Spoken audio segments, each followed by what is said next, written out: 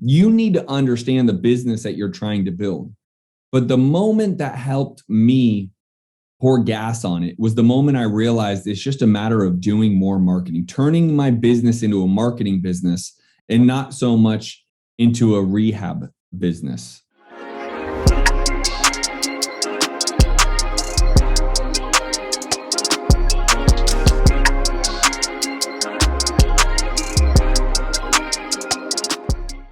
What is up, everybody? What is up? Welcome back to the Science Flipping Podcast. I'm your host, Justin Colby.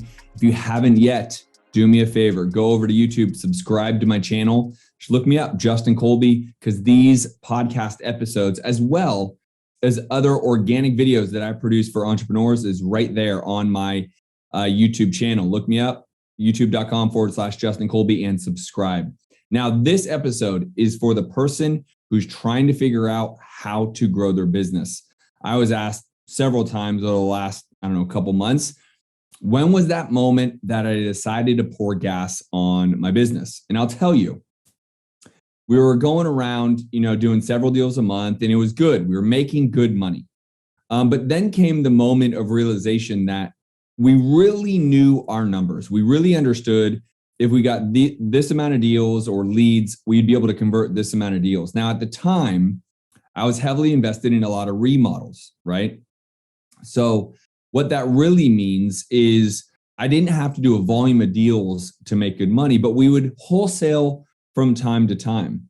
Well, I didn't want the hurdle and the challenge of these contractors anymore and the challenge of what these remodels bring to our world, right?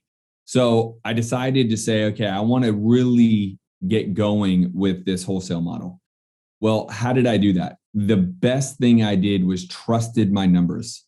I took a look at our KPIs. I saw what we were doing with marketing. I saw the returns we were getting, how many leads we were getting, and I went all in. I took faith, I took belief, and I charged $40,000 of direct mail onto my credit card. Okay. I didn't do it blindly. I knew the numbers going into it. I knew if we sent out a certain amount of direct mail pieces, we were going to get a certain amount of callbacks. And I knew based around the certain amount of callbacks, how many were going to be leads. Out of the leads, I projected how many we would be able to close in wholesale. That was it. I had enough information, enough intel in my business to make an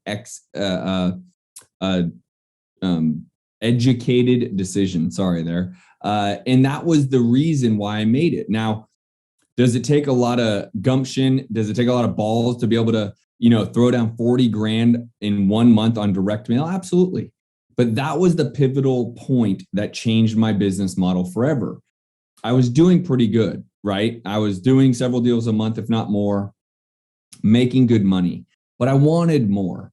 And I knew something had to change because you can go along this real estate investing business and kind of limp along and make some money and everything's good. But then you have these peaks and valleys. So how do you even that out? And that's what really, pushed me to make this decision was I was tired of the big swings of cash, right?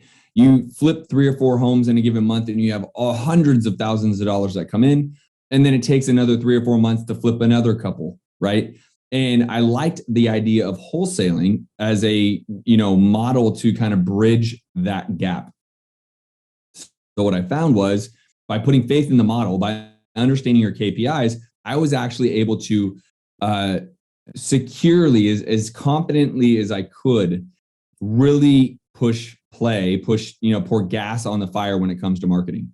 And that was the moment, is I took a deep breath and I had faith we were going to do it.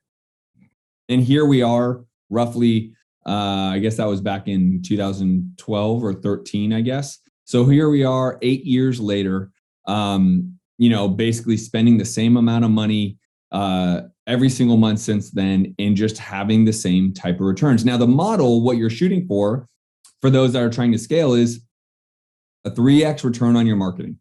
If you spend $1, you want 3x. If you do more, awesome. High five. I love it.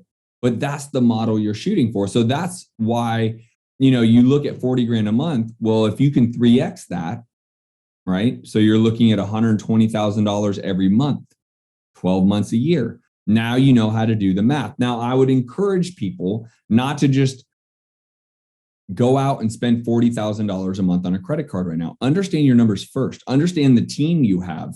Understand who's going to be bringing the leads in, who's going to be converting those leads. Are you going to be rehabbing some? Are you going to be wholesaling most of them? Are you going to buy any as a rental? You need to understand the business that you're trying to build. But the moment that helped me pour gas on it was the moment I realized it's just a matter of doing more marketing, turning my business into a marketing business and not so much into a rehab business, right?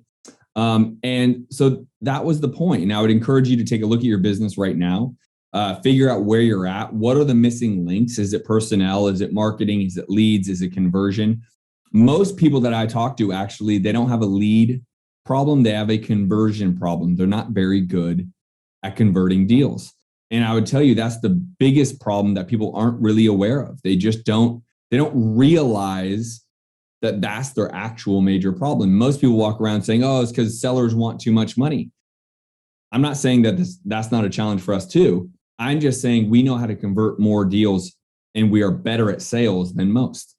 So harnessing that and getting good at sales is going to really be paramount to this ability to pour on the marketing dollars, create more leads, contract more deals, and then have your exit strategy, whether it's wholesale, rehab, buy and hold, or otherwise. That's going to be the big moment that you need to be watching out for. So hopefully that gives you some perspective on, when I made the decision, and hopefully it can give you some guidance on if you should be making that decision, because it is a lead game. If you are great at the exit strategy, meaning you can flip, you can wholesale, you can wholetail, you can novation, you can remodel, you can short-term rental, long-term rental. If you have that in line, then it's just a matter of bringing as many leads as possible and going from there. Now, the last part I'll say for you guys is you need to make sure you're making offers. I see too many people, again, blaming not enough leads. And I ask a quick question of how many offers are you making during a given week, right? So every single acquisition person on my team has a quota to hit, which is basically 2 contracts a week, which means they need to be making roughly, 10 to 20 offers a week, any given week, right? Now, when your pipeline builds, you're able to, kind of rely on some of this pipeline that you built up and the nurture campaigns to be able to bring in contracts. This doesn't always mean contracts from newly generated leads. That's a misconception I think most people think of, is they're contracting the new leads that come in. When you have an experienced salesperson and you have a pipeline of leads, that's what helps your conversion ratio, right? And so that is also something to take a look at. What does your database look like? Do you have confidence that if you pour more onto that database, that your salespeople or yourself are even going to be able to convert at the level that they need to convert? So there are different levers that you need to really watch when you make this decision. But I will tell you this: if you want to get more deals done, you need to bring in the leads. And 2, you need to make sure you have the proper exit strategy. I can tell you, we have a deal right now in Georgia. It will not fit a fix and flipper, but it will fit a hedge fund. And so our first call was to a hedge fund to make sure that we would be in the right price point, and we're going to go lock it up. Now, that exit strategy is based around the most important pillar of our business, which is our network. We have that connection where we're able to get a deal done where most others don't, because they don't have that connection.